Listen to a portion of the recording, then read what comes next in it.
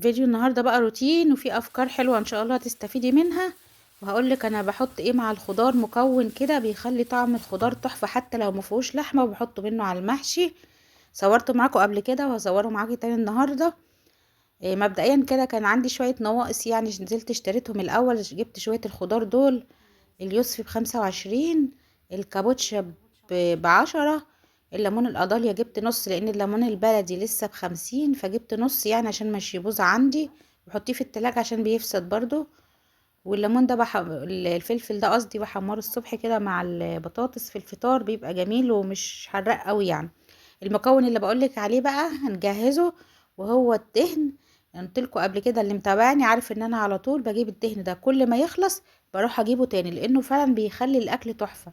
بحط منه معلقة على المحشي، بحط منه على القلقاس، البسلة، الفاصوليا، اي نوع خضار حتى لو طبخة بلحمة، بيخلي الاكل طعمه تحفة ومش مضر خالص.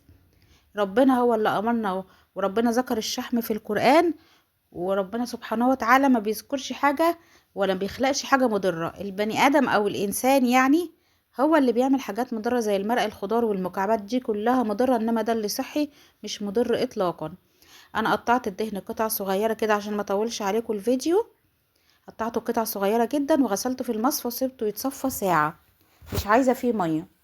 غسلته بالدقيق وبالليمون وبالملح. بعد كده بقى ابتديت اولع عليه، حل على النار، حطيت الدهن معاه ايه بقى، مع شويه زيت صغيرين وكم ورقه لوري وحبهان، ولو عندك مستكه حطي كام فص مستكه، ونص عود قرفه كده صغير. على فكره حطيت فلفل اسود، حطي معاه فلفل اسود الحصى. لو عندك ما عندكيش فلفل اسود حصى، حطي شويه فلفل اسود ناعم، مفيش مشكله، وشويه ملح عشان الملح ماده حافظه، عشان بيعيش عندي كتير وما بيجرالوش اي حاجه، ومن غير تلاجة كمان. انا ولعت عليه النار وفضلت اقلب فيه كده، راحه جايه راحه جايه، كل 10 دقايق اقلب فيه لحد لما الدهن اصفر وابتدى يسلى بقى وينزل كل الدهون اللي فيه. لما يصفر ويوصل للشكل ده، سيبته بس يبرد شويه ويهدى شويه عشان ابتدي اصفيه. هاخد بقى اللي نزل ده اللي هو السمنه البلدي ده بقى. على فكره الدهن دوت هو الطرب البقري، نسيت اقولك ان الدهن ده هو طرب بقري. لما بتروحي تشتري اللحمه من عند الجزار كل اول شهر كده، قولي له يوزن لي ايه كيلو دهن من الطرب البقري، الطرب بتاع البقره يعني. ماشي، واعملي كده وهتلاقي طعمه تحفه، هيعجبك جدا على فكره.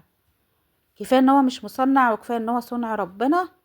عايزه اقولك طعمه خطير في كل الاكل. انا سبته بس يبرد وبعد كده عبيته في برطمانات نضيفه، ساعتين كان مسك وبقى بالشكل ده. ريحته اصلا جميله. لما تروحي تشتري قولي للجزار عايزه كيلو دهن من الطرب البقري، ده افضل نوع واحسن نوع. في دهن الكلاوي بس دهن الطرب ده احسن بكتير، قولي له وهو يعرف كده. انا بعمل كده كل اول شهر لما بروح اشتري اللحمه، بشتري لي كيلو او 2 كيلو من الدهن ده، وبعمله بالطريقه اللي قلتلك عليها، وبسيبه بقى حتى بيقعد من غير تلاجة، مفيهوش اي حاجه، لان حاطه له شويه ملح وهو بيتسخن، والملح ماده حافظه.